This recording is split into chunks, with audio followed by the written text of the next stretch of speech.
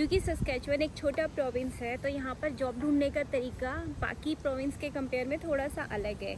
और अगर आप कनाडा में सस्केचुअन में सेटल होना चाहते हैं इंडिया से या फिर कनाडा के किसी और पार्ट से, और आपको इन जॉब्स में से किसी का भी एक्सपीरियंस है, तो ये जर्नी आपके लिए थोड़ी सी ईजी हो जाती है। तो इस वीडियो में हम बात करेंगे इन डिमांड एनओसी कोड्स की और कौन सी ऐसी जॉब्स हैं जो यहाँ आने के बाद आप बहुत नहीं कह सकते बट थोड़ा सा जल्दी ग्रैब कर सकते हैं, ताकि आपकी लाइफ थोड़ी सी आगे बढ़ना शुरू हो जाए। बस फिर वीडियो स्टार्ट करते हैं। तो सबसे पहले इन डिमांड जॉब आती है इंजीनियरिंग की। Civil engineering, mechanical, architecture, web developer, web software developer, ये सारी जो इंजीनियरिंग जॉब्स होती है, एनओसी कोड आपको स्क्रीन पर मिल गए होंगे, ये इन डिमांड है। और इसमें अगर आपको एक्सपीरियंस है तो आप इंडिया से अपनी फाइल कनाडा के लिए लगा सकते हो और आपको पीआर भी जल्दी मिलेगी। इसके बाद नंबर 2 पर आता है अर्ली चाइल्डहुड, जो कि हमारा बहुत सारे प्रोविंस में, जैसे कि ओंटारियो में भी इन डिमांड में है, नोवा स्कोशिया में भी है और सस्केचुअन में भी है।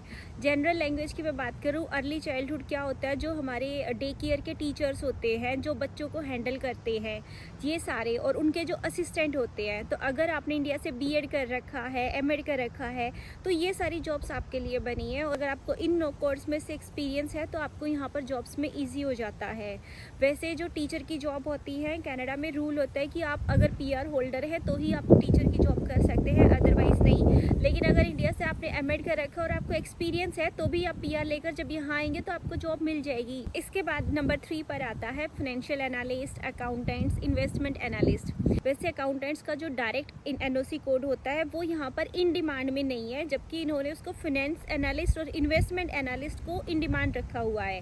तो अगर आपका प्रोफाइल थोड़ा सा इस तरफ है तो आपके पास यहाँ पर पीआर में सिलेक्ट होने के, डिमांड ऑक्यूपेशन में आपका एनओसी आने के बहुत ज़्यादा चांसेस है। बट अगर आप सस्केचुअन आ चुके हैं और तब आप अपनी पीआर करना चाहते हैं, तो अगर आप किसी फर्म के साथ अकाउंटिंग का या अकाउंटेंट का जॉब ऑफर आपके पास है तो भी आपको पीआर मिल जाती है। लेकिन अगर आप आउटसाइड कनाडा है, तब अगर आप ट्राई कर रहे हैं एज एन अकाउंटेंट सस्केचुअन में आने का, तो आपका डायरेक्ट कोड एनओसी में इन डिमांड लिस्ट में नहीं आता है। इसके बाद नंबर 4 पर आता है मार्केटिंग एंड पब्लिक रिलेशंस, जिसके अंदर कुछ सेल्स की जॉब्स भी आती है और जो मार्केटिंग एजेंसी, डिजिटल मार्केटिंग, ये सारी प्रोफाइल्स को रखा जाता है। तो अगर आप अपने प्रोफाइल को थोड़ा सा इधर उधर इस एनओसी कोड के अकॉर्डिंग घुमा सकते हैं तो आप इस एनओसी में सिलेक्ट भी हो सकते हैं। नंबर 5 पर आता है chemical, biological and geographical technicians. तो ये सारी जॉब्स यहाँ पर इन डिमांड में है, क्योंकि यहाँ का इंफ्रास्ट्रक्चर थोड़ा सा ओंटारियो से अलग है। यहाँ पे हाउसिंग भी थोड़े से अलग होते हैं। उसके साथ ही यहाँ पर जैसे हार्वेस्टिंग की, एग्रीकल्चर की, इनकी बहुत डिमांड है। तो इसके बाद नेक्स्ट एनओसी कोड आता है एग्रीकल्चर एंड हार्वेस्टिंग के लिए। इसके बाद इन डिमांड एनओसी कोड आता है इलेक्ट्रॉनिक्स एंड मैकेनिक्स के लिए। जी हाँ, यहाँ पर मैकेनिक्स की बहुत डिमांड है। अगर आप जॉब ढूंढने भी जाओगे ना, तो सबसे पहले मैकेनिक्स को जॉब यहाँ पे मिलती है, क्योंकि ऑटोमोबाइल इंडस्ट्री, जैसे कि कार, ट्रक, बस, क्योंकि एग्रीकल्चर यहाँ पे ज़्यादा है, तो हार्वेस्टिंग के साथ ये सारी फील्ड रिलेटेड हो जाती है। तो कार ड्राइवर, बस ड्राइवर और इनके साथ बस मैकेनिक, ट्रक मैकेनिक, इन सब की बहुत डिमांड है। तो मैकेनिक्स की और इलेक्ट्रॉनिक्स की, ये दोनों इन डिमांड में आते हैं, जिनके ड्रॉ बार बार निकलते रहते हैं। तो अगर आपको इनके अंदर एक्सपीरियंस है 1 साल का, तो भी आप अपनी फाइल यहाँ के लिए अप्लाई कर सकते हैं। नेक्स्ट इन डिमांड एनओसी आती है welder and motor vehicle repairs के लिए। वैसे हमारे इंडिया में ऐसा बोला जाता है कि आपकी जितनी लेबर की जॉब होगी, यानी कि मैनुअल वर्क जितना ज़्यादा होगा, आपकी सैलरी उतनी कम होगी। कनाडा में इसका अपोजिट होता है, जितना आपका labour work, physical work include होगा, उतना आपका पे रेट बढ़ता जाएगा। यहाँ पर वेल्डर्स, पेंटर्स, इन सबको ज़्यादा अर्निंग मिलती है एक नॉर्मल आईटी वाले बंदे से। वैसे सबके साथ ऐसा नहीं होता, बट देखो तो इनकी कंपेयर में इनकी अर्निंग ज़्यादा होती है। और इसके बाद लास्ट एनओसी आता है मैन्युफैक्चरिंग मैनेजर्स का। मैन्युफैक्चरिंग यहाँ पर काफ़ी ज़्यादा है। मैंने देखा है कि बहुत सारे लोग अपनी छोटी छोटी कंपनी खोलकर बैठे होते हैं। लोग जॉब्स में ज़्यादा है नहीं यहाँ के, जो नेटिव कैनेडियंस और ये सब है ना, वो लोग तो जॉब्स में आपको बिल्कुल नहीं दिखेंगे। जैसे फिलीपींस और जितने इमिग्रेंट होते हैं वो आपको जॉब्स में हर जगह दिखेंगे। तो इसलिए यहाँ पे मैन्युफैक्चरिंग, वेल्डर, इन सब की इन डिमांड है। अब हम बात करते हैं कुछ ऐसी जॉब्स की जो कि अगर आप इन सस्केटून में, जैसे मैं अभी सस्केटून में हूँ, तो अभी अगर आप इस सस्केटून में हो तो कौन सी जॉब्स है जो कि आप यहाँ आने के बाद जल्दी ढूंढ सकते हो। ज़रूरी नहीं है वो इन डिमांड में हो, बट अपने सर्वाइवल के लिए आप जल्दी ढूंढ सकते हो और आपको जल्दी मिल जाएंगी। सबसे पहले आती है रिटेल की, जैसे हमारी शॉप्स होती है और रिटेल स्टोर के ऊपर रिटेल मैनेजर है, स्टोर मैनेजर है और कस्टमर सर्विस रिप्रेजेंटेटिव है। इन ये सारी जॉब्स आपको जल्दी मिल जाती हैं। तो अपनी फील्ड में जॉब मिले उससे पहले लोग ऐसा करते हैं कि कोई दूसरी फील्ड में जाकर पहले एक सर्वाइवल जॉब पकड़ लिया, सेटल हो जाओ, फिर आप अपनी फील्ड में जॉब ढूंढ लो, क्योंकि नया देश है, नया सब कुछ है। जब आप आते हो तो एकदम से आपकी रेफरेंस भी नहीं होते, आप किसी को जानते भी नहीं हो, तो आपका रिज्यूमे सर्कुलेट होने में भी टाइम लगता है। बट खर्चा तो हमारा जैसे ही हम लैंड करते हैं उससे स्टार्ट हो जाता है ना।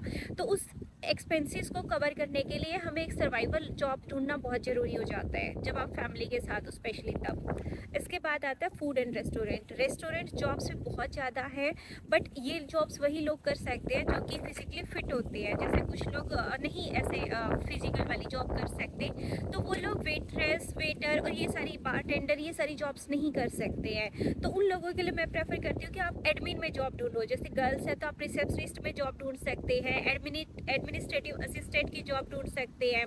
ये सारी जॉब्स भी थोड़ा सा ईजी मिलती है, क्योंकि इतना बड़ा बड़ा सेटअप यहाँ पे नहीं होता, छोटी छोटी कंपनी होती है, बट स्टिल रिसेप्शनिस्ट और एडमिन है, ये प्रोफाइल हर जगह मिलता है। कई बार खिजीजी पे भी ऐड डली होती है कि we are looking for an administrative specialist और ऐसे। और उसके साथ मार्केट प्लेस है, फेसबुक मार्केट प्लेस है और इंडीड है, लिंक्डइन है, इन चीज़ों से आप जाकर अपने लिए जॉब ढूंढ सकते हैं। उसके बाद है एग्रीकल्चर कंपनीज, ये ज़्यादा है यहाँ पर, जो कि बहुत सारे रिसर्च डेवलपमेंट करते रहते हैं। तो अगर आपको एग्रीकल्चर का, बीएससी का, फार्मिंग का ऐसा कोई एक्सपीरियंस है तो आपके लिए एक सर्वाइवल जॉब ढूंढना फिर भी ईजी हो जाएगा। इसके बाद आता है ट्रक कंपनीज। ट्रक ट्रांसपोर्ट यहाँ पर बहुत ज़्यादा है, लेकिन वो सिर्फ लैंड ट्रांसपोर्ट है, एयर ट्रांसपोर्ट नहीं होता, सी वाला नहीं होता।